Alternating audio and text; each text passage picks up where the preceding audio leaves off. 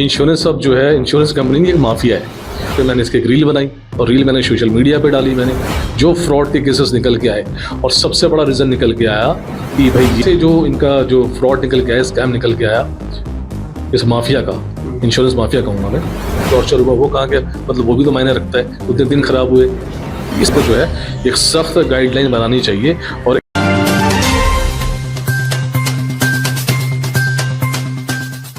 नमस्कार, मैं एहसान अंसारी, आप देख रहे हैं express Bharat news. Social media पे इन दिनों एक रील काफ़ी वायरल हो रहे हैं और वो रील वायरल होने के बाद पूरे देश में जो है काफ़ी लोगों का मन में कई तरह सवाल आ रहे हैं, क्योंकि वो मुद्दा है हेल्थ इंश्योरेंस के नाम पे। तो हमारे साथ हैं अली टॉक्स के अख्तर अली भाई साहब। सर, एक्सप्रेस भारत न्यूज़ में आपका स्वागत है। क्या बताएंगे क्या मुद्दा है? ये मुद्दा है हेल्थ इंश्योरेंस स्कैम का। ये इंश्योरेंस अब जो है इंश्योरेंस कंपनी की एक माफिया है और लगभग जितने भी लोगों ने हिंदुस्तान में कोई ना कोई इंश्योरेंस ले रखा है, खासकर प्राइवेट कंपनी से, उनके साथ फ्रॉड हो रहा है, स्कैम हो रहा है। उसमें से एक पीड़ित मैं भी हूँ। हुआ यूं कि भाई मैंने एक हेल्थ इंश्योरेंस का एक पॉलिसी लिया था और कंपनी का नाम है केयर हेल्थ इंश्योरेंस।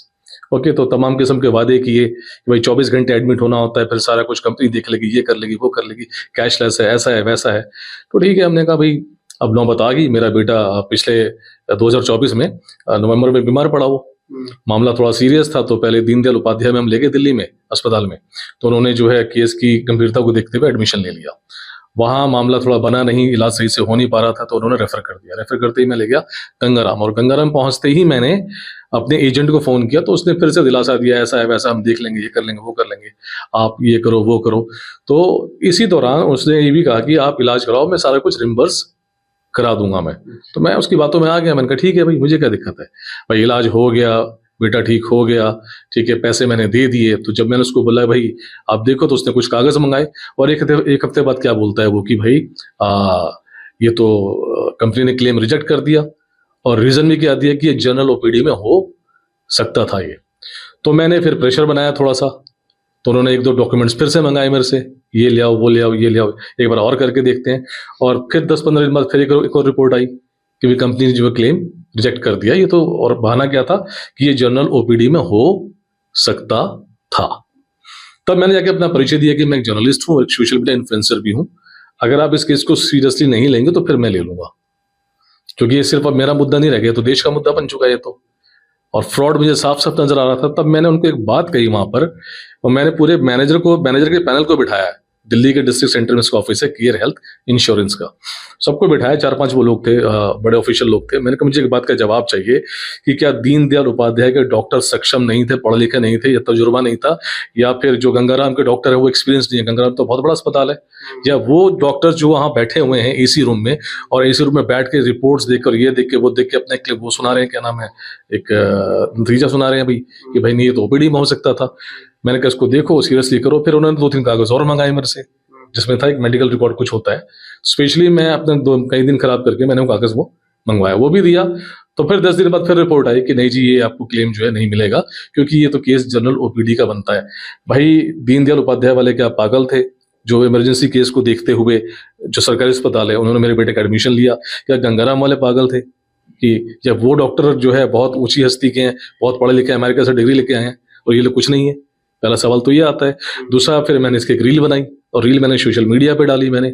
और सोशल मीडिया पे जो इन कंपनियों के खिलाफ, खासकर ये केयर हेल्थ इंश्योरेंस, जो फ्रॉड के केसेस निकल के आए और सबसे बड़ा रीजन निकल के आया कि भाई ये इलाज तो ओपीडी में हो सकता था। ऑपरेशन वालों को भी वही कह रहे हैं, ठीक है, जो गंभीर बीमार है उसको भी वही कह रहे हैं, ठीक है, जो सीरियसली एडमिट है उसको भी कह रहे हैं, डेंगू वालों को भी कह रहे हैं। और क्लेम लेते वक्त जो है ये लंबी लंबी बातें छोड़ देते हैं। यहां से जो इनका जो फ्रॉड निकल के आया, स्कैम निकल के आया इस माफिया का, इंश्योरेंस माफिया कहूंगा मैं, ठीक है, और ये गजब का निकल के आया। मतलब हर इंसान दुखी है। मैं तो सक्षम था कि मैंने चलो मैं तो पैसे भर दिए। वो लोग जो गरीब हैं, जो लोअर मिडिल क्लास से हैं, ठीक है, जो पैसे नहीं भर सकते, मुश्किल उन्होंने पैसे भरा, उनका क्या भाई? एक तो उन्होंने क्या नाम है, इंश्योरेंस के पैसे दिए, दूसरा उन्होंने अस्पताल के पैसे दिए, 2 बार चूना लगा, और तीसरा उनका देखिए कि क्या जो मेंटल टॉर्चर हुआ वो कहाँ गया, मतलब वो भी तो मायने रखता है। उतने दिन खराब हुए, तो ये सब चीजें निकल के आ रही हैं।